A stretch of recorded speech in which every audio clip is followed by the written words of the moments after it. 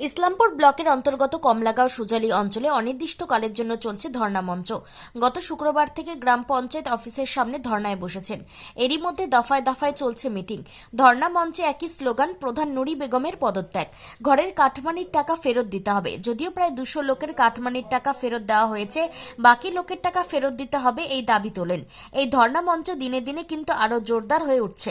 আন্দোলনকারীরা আরো জোরালো দাবি তুলছেন। আন্দোলনকারী দিনে দিনে বাড়ছে। আজ সকালে প্রথমে আব্দুস সাত্তারের নেতৃত্বে সভা করা হয় কালুঘাট গ্রামে। তারপরে মিছিল করে ধুলিগাঁও মোড় পঞ্চায়েত অফিসের সামনে ধর্ণায় বসেন। আন্দোলনকারীরা আশাবাদী যে তাদের দাবিগুলো খুব শীঘ্রই পূরণ হয়ে যাবে। আন্দোলনে নেতৃত্ব দিচ্ছেন তৃণমূল কংগ্রেসের অঞ্চল নেতৃত্ব আব্দুল সাত্তার ও ব্লক সহ সভাপতি কামাল উদ্দিন সহ অন্যান্যরা। মানুষকে অনেক অনেক ধন্যবাদ যে আমাদের ধর্মমঞ্চটাকে শক্তিশালী করছে। ধর্মমঞ্চটা আমাদের একটাই কথা যে বর্তমান নুরি বেগম প্রধান সুজালি গ্রাম পঞ্চায়েতের, তিনি নিজেই কাটমনি করেছেন, কাটমনি রিফান্ড করেছে এবং পরশুদিনকে এমএলএ সাহেবের বাসভবনে সেটা প্রমাণও করেছে যে কাটমনির টাকা আমাদের এমএলএ সাহেব বিধায়কের বাসভবনে বসে সেইখানে বিতরণ হয়েছে, ফাট হয়েছে। কে কে নিয়েছে সে আবার ওইখানে ওই এমএলএ সাহেবের বাসভবনে বসে ওইখানেই ঠিক করুক কাকে কাকে দিয়েছে। এমএলএ সাহেবকে আমি বলবো ওই যে ওখানে ছিল মইনু, প্রধান নুরি বেগম এবং কিছু গ্রাম পঞ্চায়েতের সদস্য, তাদেরকে ওইখানে বসে সেই করো কাকে কাকে লিস্টটা একটু মিডিয়ার মাধ্যমে দোক, যেহেতু ওনার বাসভবনে হয়েছে তাহলে তাকে এটা প্রশ্ন করাটা উচিত আপনার মিডিয়া ভাইদের। এমএলএ সাহেবকে প্রশ্ন করো যে আপনার বাসভবনে বসে যে মিডিয়ার মাধ্যমে যে বলল যে কে কে ফাট নিয়েছে, অবশ্যই ওরা বলবে। এটাই আমি বলতে চাই। এই কাটমানির টাকা যে ভাগাভাগির কথা ওখানে হয়েছে, বিধায়ককে কি বদনাম করার জন্য না বিধায়ক এতে জড়িত রয়েছে, কি মনে করেন? দেখেন, ওরা তো সবসময় বিধায়কের সাথেই আছে, উঠে বসে এখনো পর্যন্ত সুজালি গ্রাম পঞ্চায়েতের যেগুলা মেম্বার গিয়েছে সেইগুলা তো অলরেডি বিধায়ক সাহেবের সঙ্গে আছে বর্তমান উনার বাসভবনে। যেহেতু উনার বাসভবনে আছে তো সেই জবাবটা তো উনাকেই দিতে হবে না। সুজালির মানুষ কি করে জবাব দিবে? কারণ যে 8 থেকে 10টা হিটলারই ছিল উনার সঙ্গে।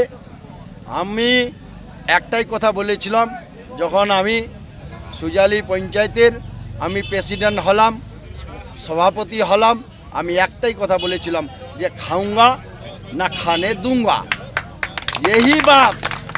यही बात उनके गले नहीं उतर रहा है। अरे बाप, ये क्या हो गया? तो खाना पीना बंद हो गया। जब खाना पीना बंद हो गया तो हमारा रोजगार कैसे चलेगा? वो लोग जो हमारे कुछ मेंबर, मैं सबके लिए नहीं बोलूँगा, कुछ मेंबर का हालत ऐसा है जो अभी खाएगा शाम का नहीं है। और जब पुरातन सभापति था उस टाइम क्या था, सारा दिन कुत्तों को तरह लेके घूमेगा, उसके बाद शाम को हड्डी उनके ऊपर फेंकेगा, भर के 1 किलो चावल 1 किलो मुर्गा मछली या गोश्त यही देगा और ले आकर के घर के परिवार के साथ रोजगार करेगा। तो रोजगार तो अब बंद हो गया। मैं तो वो रोजगार करने नहीं दूंगा। जितना भी सुजाली अंचल का हम लोगों का जितना मेंबर है, मैं इनको बोलूँगा ईमानदारी हलाल का रुझी खाओ। क्योंकि जब 15 साल 20 साल पहले जो हमारे मेंबर सब थे, 1 रुपया गवर्नमेंट के तरफ से नहीं मिल रहा था। आज हमारा ममता सरकार एक मेंबर के लिए भी सोचा है, जो उनको 2,500 से 3,000 रुपया उनको एक वेतन दिया है। किसने किया? हमारा सरकार ने किया, ममता बनर्जी ने किया। इससे पहले भी गवर्नमेंट था, वामफ्रंट सीपीएम का प्रधान था, कुछ अमल में कांग्रेस का था, उस टाइम किसी को कुछ नहीं मिलता था। हमारा गवर्नमेंट ने, ममता बंदोपाध्याय ने सोचा है, जो हमारा जो प्रतिनिधि है, जो मेंबर है, जो ग्राम में, नहीं तो वो लोग लूट करेगा, लोगों को ठगेगा, इसलिए हम उनको 3,000 2,500 3,000 रुपया करके हम अगर देंगे तो उसका रोजगार चलेगा, इंसान का सेवा करेगा, पब्लिक का सेवा करेगा। ये लोग सेवा नहीं कर रहा है, ये लोग लूट कर रहा है। ये पूरी हर एक बूथ में 10 ठो 12 ठो 15 ठो करके जो क्रिमिनल है, जो बदमाश लोग हैं, उनको एजेंट फिट किया है। हर एक बूथ से इन लोग कलेक्शन करके लाके देगा और ये लोग अपना मौज मस्ती से खाएगा। और हमारा पब्लिक जो जनता उस टाइम बोल नहीं पाया, इसलिए नहीं बोल पाया, जो कुछ बंदे जो शोषण कर रहा था, जो वहाँ से उठा करके लाके यहाँ पे मर रहा है, सबसे बड़ा गलती जो हमारे यहाँ का प्रशासन था, मैं उनको ही दोषूंगा। जो इससे पहले जो प्रशासन था 2 साल पहले, उनकी कमी है। जो सुजाली में 8 साल तक कोई पुलिस सुजाली में नहीं घुसा है, इसलिए अब्दुल जो है, अब्दुल का बोलबाला हुआ है। দাদা এটা কি কখনো মনে হচ্ছে যে প্রশাসন শাসক দলের দাসত্ব করছে? কারণ এখন ওই সময় আব্দুল ছিল, আব্দুলের কথায় পুলিশ চলতো, এখন আপনারা আছেন আপনাদের কথায় চলছে। খুব আমি হাস্যকর কোনোদিন হয়ে বলিনি প্রশাসনকে আমি বারবার অনুরোধ করে বলছি, আপনি যা লিগাল কাজ আপনি সেটাই করবেন। সে আমার লোক হোক, যে কোনো দলের লোক হোক, তাকে যদি অপরাধ করে তাকে যেন শাস্তি দেন, সেটা পুলিশকে অলরেডি আমরা বলে দিয়েছি। সাত্তার সাহেব এই জায়গায় এই দায়িত্বে আসার পূর্বে এত আন্দোলন সুচালিত হয়নি বা মানুষ বাক স্বাধীনতা ফিরে পায়নি, কেউ মুখ খুলেও কথা বলতো না, আপনারা বলছেন। তবে কি আপনি মানুষের হয়ে এসেছেন এবং মানুষ আপনাকে গ্রহণ করেছে বলে আজকে কিন্তু মানুষ কথা বলতে পারছে। देखिए, सत्तार को अभी लोग पहचाना नहीं। सत्तार जो आफत विपद में कोई पड़ जाता है, सत्तार उसके पीछे खड़ा होता है। गुंडा बदमाश के पीछे कभी सत्तार खड़ा नहीं होगा। अभी परसों एक क्रिमिनल को पकड़ करके लेके गया था, मेरे पास आया था, मैंने बोला तो उसका केस जो है 307 है।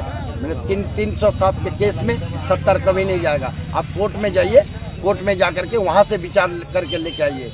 कभी मैं पुलिस को नहीं बोलूँगा जो ये क्रिमिनल है तो इसको उसके पीछे मैं सपोर्ट करूँगा। सत्तार जनगण के साथ है, पब्लिक के साथ है, जो लीगल काज करेगा सत्तार उसके साथ होगा।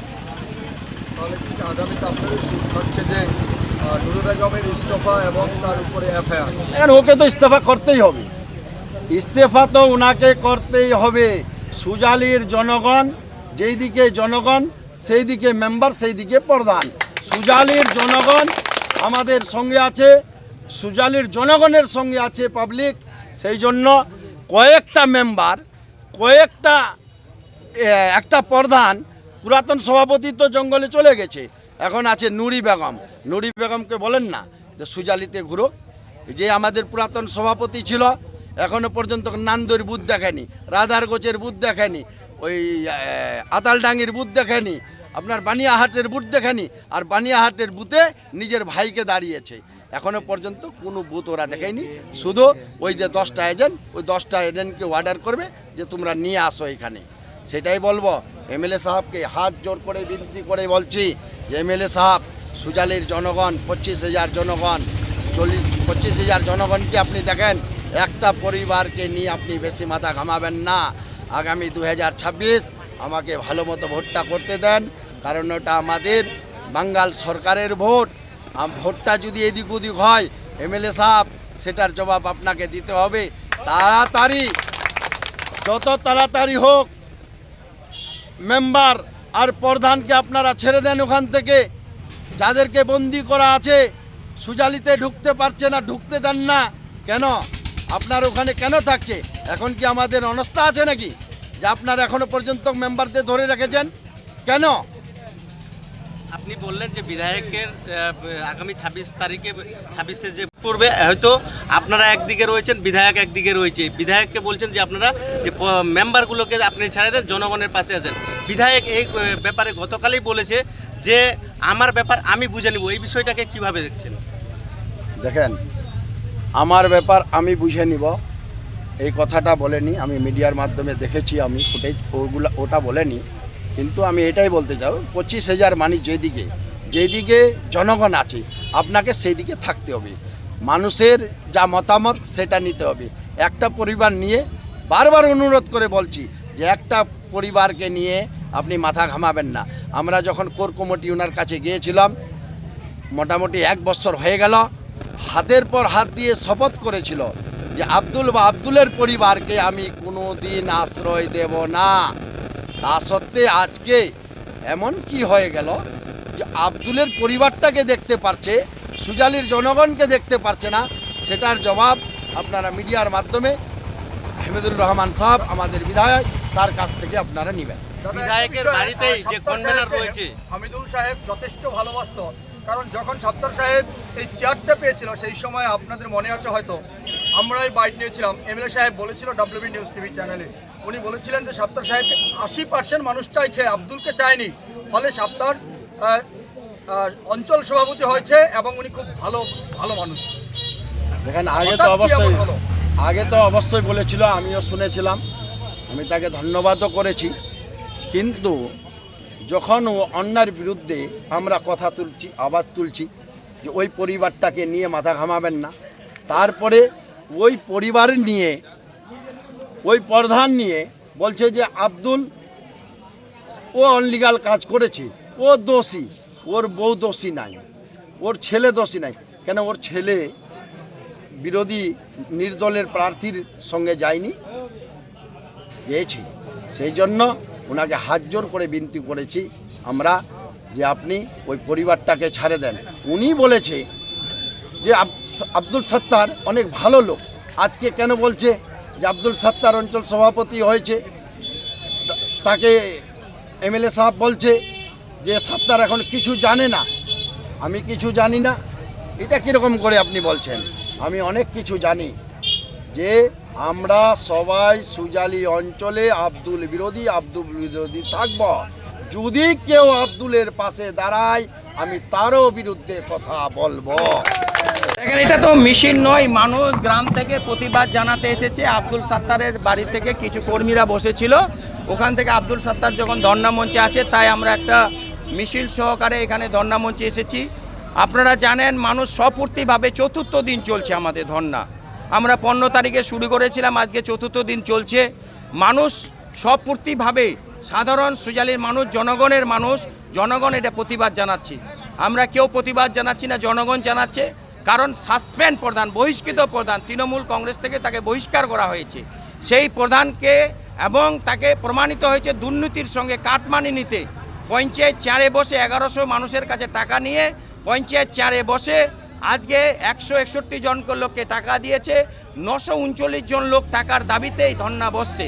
আমরা ধর্ণার দিন ঠিক করেছি প্রত্যেক দিন 2টা করে বুথ বসবো, সেইভাবে আমাদের 4র্থ দিন ধর্ণা চলছে। আমাদের 8টা বুথ হলো, বাকি 27টা বুথের মধ্যে বাকিগুলো আছে, এরা ধর্ণা চলবে। ধর্ণা এটার জন্য হচ্ছে যে সুজালিতে 2018 থেকে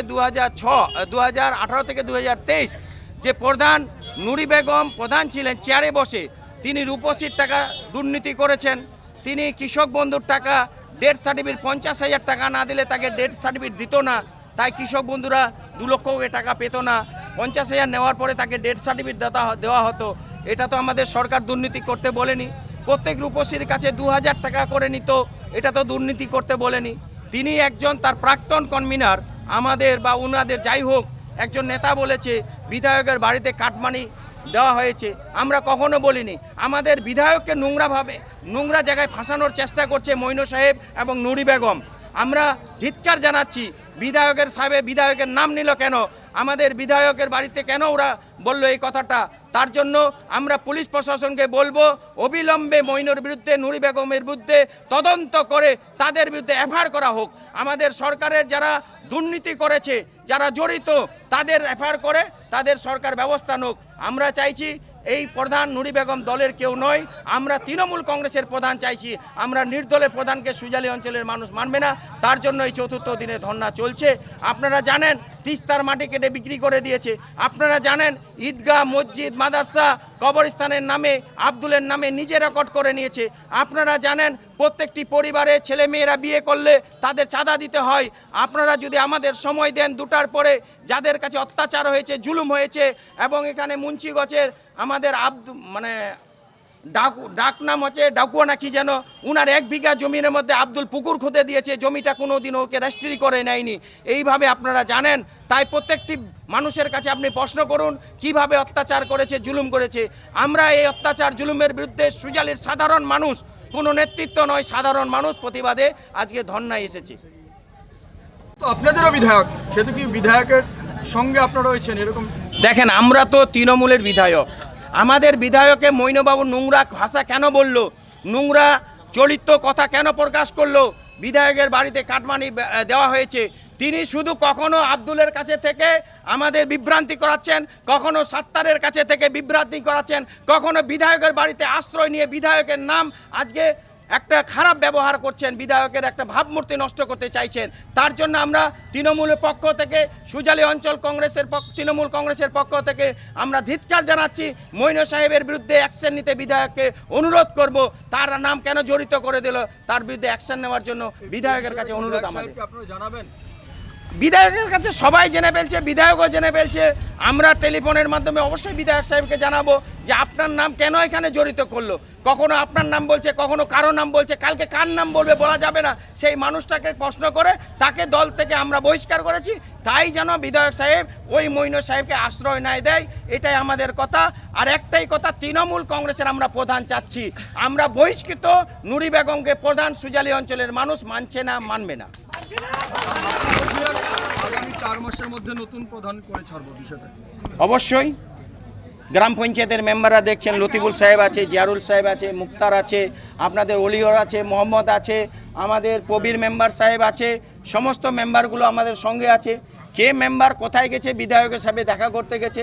আমাদের নেত্রী বলেছে 25 মাসের আগে অনাস্থা করা যাবে না, কিন্তু আমরা নেত্রীর কথা, আমরা এখন 22-21 মাস 22 মাস চলছে, আমরা 25 মাস যেদিন হয়ে যাবে আমরা নতুন প্রধান করব, তৃণমূল কংগ্রেসের প্রধান করব। মেজরিটি পার্সেন্ট নয়, 27 জন মেম্বারের মধ্যে আমরা 22 জন মেম্বার নিয়ে তৃণমূল কংগ্রেসের প্রধান করব। আমরা নির্দলের প্রধান হতে দেব না, দুর্নীতিবাজকে প্রধান হতে দেব না, যারা আজকে কাটমানির সঙ্গে জড়িত তাকেই প্রধান হতে দেব না। তিনি নুরি বেগম বাদ দিয়ে যে কেউ প্রধান আমাদের হতে পারে 22 জনের মধ্যে। দাদা, এই যে দুর্নীতিটা মূলত দীর্ঘদিন ধরে হয়েছে, একদিনে তো হয়নি। ঠিক সেই জায়গায় সেই সময় যারা আপনারা সকলে বডিতে ছিলেন আব্দুলের সঙ্গে, মানুষ সেই সময় মুখ খুললো না কেন, বা আপনারাই কোনো প্রতিবাদের সুর তুললেন? দেখেন, যে মুখ খুলছে তাকে তুলে এনে পোয়া কেটে দিয়েছে, মেরে দিয়েছে।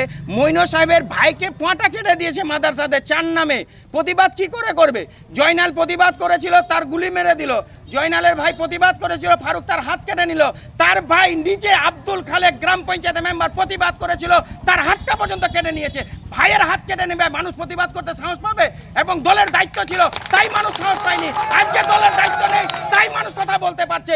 প্রথম কথা, এটা নিজের ভাইয়ের হাতটা কিভাবে কাটলো? মমতা বন্দ্যোপাধ্যায় 2016 বিধানসভা নির্বাচনে চপড়া যাওয়ার জন্য খালেক সাহেব লোক তৈরি করছিলেন, আর খালেক সাহেব মমতা বন্দ্যোপাধ্যায় জনসভায় যেন না যেতে পারে তার নিজের ভাইয়ের হাতটা কেটে নিয়েছে। তাই মানুষ ভয়ে এই কথাগুলো বলতে পারেনি। সময় এসেছে, মানুষ কথা বলছে। দল থেকে কেউ নয় তার জন্য কথা বলছে, দলে ছিল তার জন্য কথা বলতে পারেনি। দলে এখন কেউ নেই, মানুষ কথা বলতেছে। মানুষকে আপনারা বাক স্বাধীনতা ফিরিয়ে দিয়েছেন, বাকি স্বাধীনতার কথা বলুন, বাক স্বাধীনতা ফিরিয়ে দিয়েছেন। এই জন্য মানুষ কি আপনাদের নেতৃত্বে খুশি? আচ্ছা, আপনি ঘরের কাঁটায় দেখেন তো টাইম কটা। আমরা ধর্ণা মঞ্চ দেখেছি 11টার সময়, আমরা ধর্ণা ডেকেছি 11টার সময়, কৃষিকাজের সময়। তা সত্ত্বেও মানুষ সকাল 8টার মধ্যে ধর্ণা মঞ্চে চলে আসছে। আপনারা হয়তো আসতে দেরি করলেন, আমরা 11টা বাজেনি। তাহলে মানুষ বলুন, আপনারা বিকালে আসবেন, আবার দেখবেন সুজালি রাস্তাঘাট হয়তো জাম হয়ে যেতে পারে। আমরা শুধু জায়গার অভাবে এই ধর্ণাটা বড় করছি না, 2টা করে বুথ করছি। এই 2টা করে বুথ আমরা যেদিন শেষ হয়ে যাবে তারপরে একটা ঐতিহাসিক ধর্ণা করব। সুজালি এই ঢুলিগার মাঠে দাঁড়িয়ে, ধান কাটা শেষ হলে জমি পাচ্ছি না, মাঠ পাচ্ছি না, তার জন্য জনসভাটা করছি না। সেই বড় ধরনের মঞ্চ হবে, সেই মঞ্চটা আপনি দেখবেন। যদি আমাদের 27টা বুথ হয়ে যাওয়ার পরে আমাদের দাবি না মানা হয়, আমাদের প্রধান সাহেবকে বহিষ্কার করা না হয়, প্রধান সাহেবের নামে এফআইআর না করা হয়, তাহলে আমরা বৃহত্তর আন্দোলন সমস্ত সুজালির ছাত্র, যুবক, মহিলা, কৃষক, মেহনত মানুষকে নিয়ে, সুজালির জনগণ নিয়ে আমরা বিডিও সাহেব ম্যাডামের কাছে ধর্নায় বসতে বাধ্য থাকবো। আমরা মানুষ বিচার চাইছে, সুজালির মানুষ বিচার চাইছে। অনেকেই হয়তো আপনাদের ভুল বুঝবেন, তাদের উদ্দেশ্যে কি বার্তা দেবেন? অনেকেই ধর্ণা মঞ্চটাকে যারা দূর থেকে দেখছেন, বাইরে থেকে অনেকেই সেটা হয়তো বুঝতে পারবেন না, তাদের উদ্দেশ্যে কি বার্তা থাকবে, কি বলবেন? তাদের কাছে আমার অনুরোধ, আপনারা প্রত্যেক দিন সকালে এসে দেখে যাবেন, প্রত্যেক দিন বিকালে দেখে যাবেন। দুপুরের টাইম আমাদের খাওয়ার জন্য একটু ফাঁকা হয়ে যেতে পারে, কারণ খাবার লাঞ্চে দিতে হবে। আপনি 2টার পরে আসবেন, আপনি সকাল 11টার আগে আসবেন, দেখে যাবেন। যারা মানে উপহাসকারী লোক, যারা লুটখোর লোক, তারা এই কথা বলতে পারে, সুজালির জনগণ এই কথা বলতে পারে না। 1 2 নম্বর কথা আপনাকে দেখব, ধর্নার মঞ্চটাকে কতগুলো মানুষ শেয়ার করছে আপনার ফেসবুকে। যদি আপনার চাই আপনার ফেসবুকটা দেখবেন খুলে, কত মানুষ সুজালি শেয়ার করছে। আপনি এখানে নয়, উত্তরবঙ্গের পেপারে আজকে দিয়েছে কাটমানি, সেটাও আপনার ফেসবুকটাকে কত লোক শেয়ার করেছে। এই আমাদের ধর্না মঞ্চটাকে শুধু শেয়ার নয়, কত মানুষ সমর্থন করছে আজকের তারিখে আপনাকে বলছি 61,000 মানুষ বেশি সমর্থন করে ফেলছে, ফেসবুক বলছে এবং শেয়ার বলছে। তাহলে চিন্তা করুন আগামীকাল কত মানুষ করবে সেটা আপনি ভেবে নেবেন। আজকে সপ্তাহের প্রথম দিন, আমরা এই চতুর্থ দিনে আছি। কালকে দেখবেন, আমরা আশা করি 1 লক্ষর বেশি মানুষ আমাদের এই ধর্না মঞ্চকে শেয়ার এবং অভিনন্দন জানাচ্ছে।